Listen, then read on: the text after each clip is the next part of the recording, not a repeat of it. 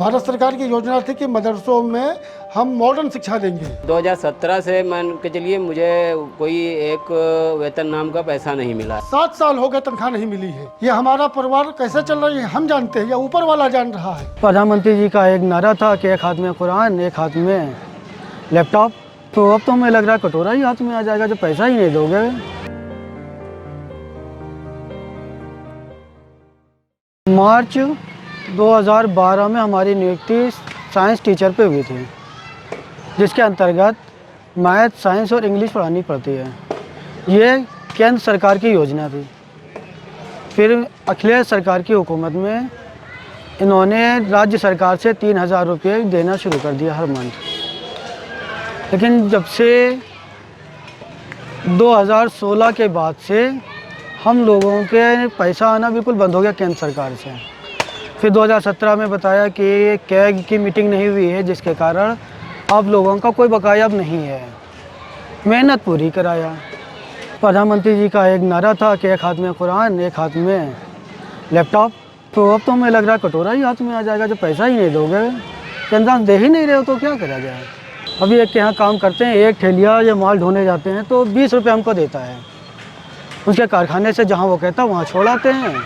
दिन भर में 100 रुपये 150 रुपये का काम हो जाता है। भविष्य बहुत अंधकार में लगता है, बहुत ही अंधकार में।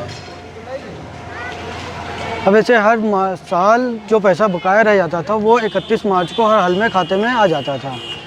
और इस मरतबा हाईकोर्ट ने भी कह दिया कि बोर्ड ही असंवैधानिक है, तो जो पैसा आया था वो भी चला जाएगा। अब माननीय योगी जी चाहें तो जितने दिन हम लोगों ने काम किया है उसका पेमेंट कर दें। जिस तारीख से माननीय न्यायालय ने कहा कि आपकी नियुक्ति बेकार है, गलत है, तो वहाँ के बाद पैसा ना दें, लेकिन जितने दिन कार्य किया उसका तो पेमेंट कर दें हम लोगों को, ताकि ईद भी अच्छी हो जाए। केंद्र सरकार ने पैसा देना ही बंद कर दिया। जब से स्मृति ईरानी आई, इन्होंने कह दिया कि हम धार्मिक शिक्षा के लिए कोई पैसा नहीं देंगे। क्या मैथ धार्मिक है? साइंस धार्मिक है? इंग्लिश धार्मिक है? सोशल साइंस धार्मिक है? कंप्यूटर धार्मिक है? ये तो मॉडर्न शिक्षा है। हमारी नियुक्ति हुई है तब से 2012 में नियुक्ति से अब तक केंद्र सरकार से लगभग 3 साल का केंद्रांश मिला है, और राज्य सरकार का अप्रैल और मई 2023-24 का मिला है। उसके बाद कोई पैसा भी राज्य सरकार से नहीं मिला है।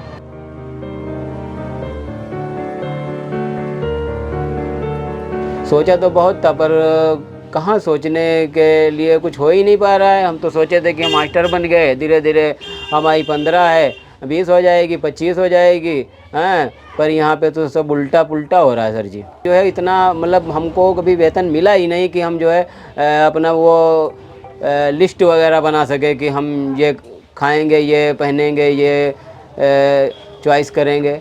तो अप्रैल में जाएंगे नहीं जाएंगे, अब अपने मतलब जो है घर पर फैसला ये मतलब लेना पड़ेगा। बहुत बड़ी चुनौतियाँ हैं, कमाने वाला सिर्फ मैं ही हूँ, और मुझे नहीं लगता है कि मैं अब खाली पेट भजन कर पाऊँगा। मेरे बच्चे 3 हैं, एक लड़की लगभग 10 साल की है, और लड़का जो है 7 साल का एक है, और छोटा वाला लड़का जो है 3.5 साल का है।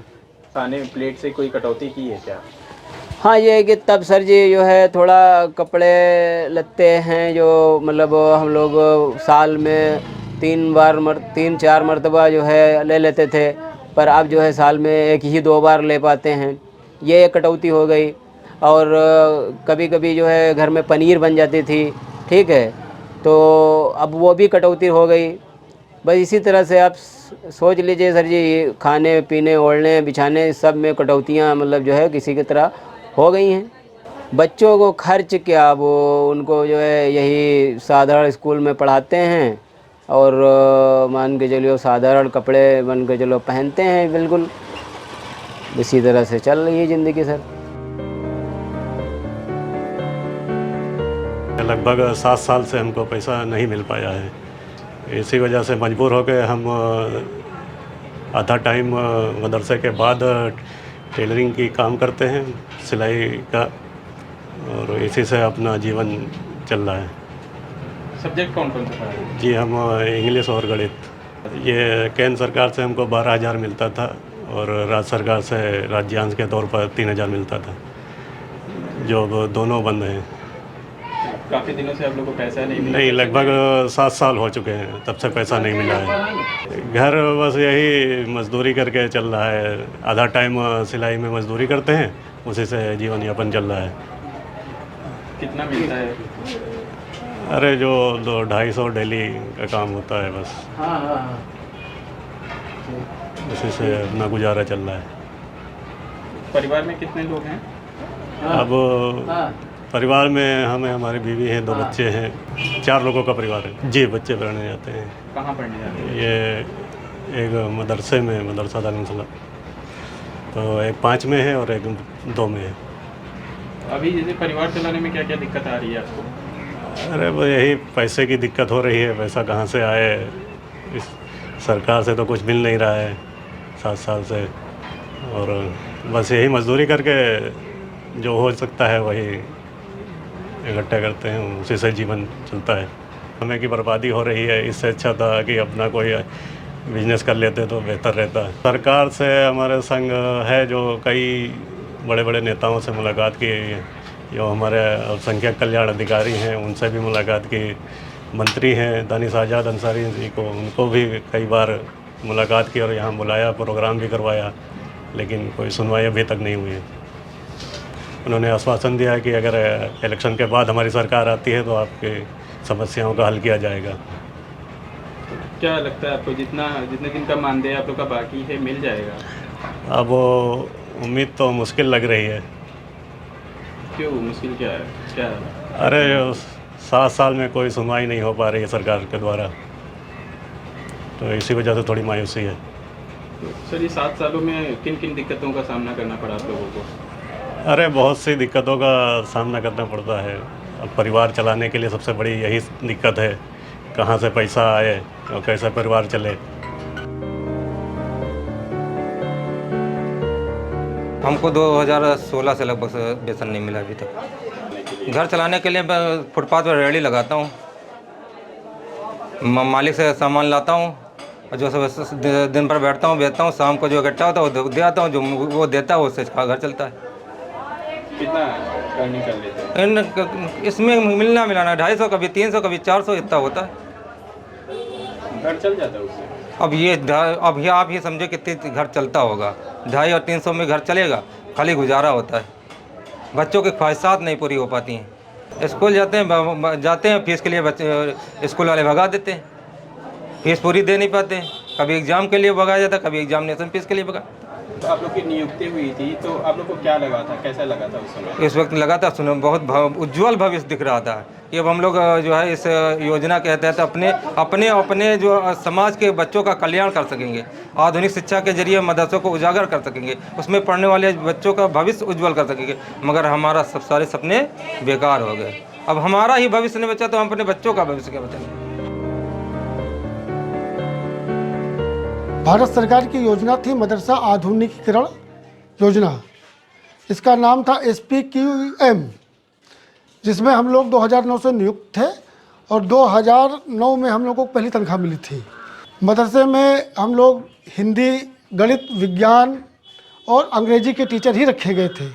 भारत सरकार की योजना थी कि मदरसों में हम मॉडर्न शिक्षा देंगे। यह भारत सरकार की योजना थी, अटल बिहारी वाजपेयी जी की। उनकी सरकार में ये स्कीम लागू हुई थी कि हम मदरसों का आधुनिकीकरण करेंगे और वहाँ जो बच्चे पढ़ रहे हैं उनको देश की मुख्यधारा से जोड़ा जाएगा। 6 साल हो गए नहीं मिला है। 21-22 का छोड़ के तब से एक तनख्वाह, एक पैसा भी टीचरों को नहीं मिला है। और हम लोग बराबर उत्तर प्रदेश सरकार में पैरवी करते रहे, मंत्री से मिले, प्रमुख सचिव से मिले, सारे अधिकारियों से बराबर मिलते रहे। यहाँ तक कि भारत सरकार, हम लोग दिल्ली भी गए, स्मृति ईरानी जी से भी मिले पर साल 2023 जनवरी में, मगर उन्होंने साफ कह दिया कि आगे योजना रिन्यूअल नहीं की गई, हम पैसा नहीं देंगे। राज्य सरकार के मंत्री ने कहा कि हम पैसा आपको पैसा देंगे, जो राज्य का हिस्सा है वो पैसा देंगे, मगर अभी तक कोई कार्रवाई नहीं हुआ। जो 3,000 मिलता था वही कम से कम राज्य सरकार पैसा दे देती। बस किसी तरीके से स्कूल में पढ़ाने के बाद किसी तरीके से मेहनत मजदूरी करके हम लोग परिवार चला रहे हैं। पहले स्कूल हम लोग पढ़ाने जाते हैं, बच्चों को पढ़ाते हैं, उसके बाद हम लोग आते हैं मेहनत मजदूरी करते हैं, ठेलिया ढकेलते हैं, रिक्शा चलाते हैं, उसी हिसाब से भैया बच्चों को पालते हैं। हमारे तमाम टीचर ऐसे हैं जो बेचारे मेहनत मजदूरी करके अपना परिवार चला रहे हैं, मगर टीचर अभी भी स्कूल जा रहा है और स्कूल वो जाएगा। कुछ अभी आशाएं हैं कि हो सकता है कुछ हमारा काम हो जाए।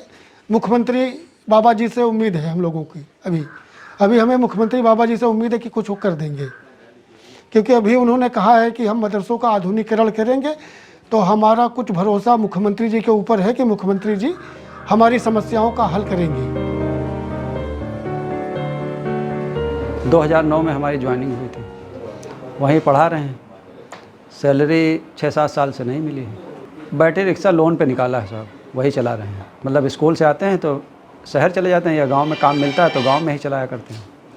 भाड़ा वाड़ा मतलब ढोते हैं बैटरी रिक्शे से। रिक्शा चलाते हैं 7 बजे तक, फिर 7 बजे के बाद चले जाते हैं। यहाँ कैलेंडर मशीन चलती है, माल जो प्रेस होता है स्पोर्ट का माल बनता है, तो उसमें प्रेस पे 10 बजे रात तक ड्यूटी कर लेते हैं। कदम क्या, हमारे मदरसे तो इस समय सर बंद हैं, ईद बाद खुलेंगे। तो मैनेजर साहब कह रहे थे कि देखो पढ़ा लो थोड़ा और अगर सरकार कुछ बहाल करती है। योगी जी ने कहा था कि हम इसका दूसरा नाम दे के मतलब इसको आधुनिकीकरण करेंगे। अगर होता है कुछ तो सर पढ़ाएंगे, नहीं फिर वही समझ लीजिए बेरोज़गार हैं। रिक्शा वगैरह जो चलाते हैं यही फिर परमानेंट चलाएंगे।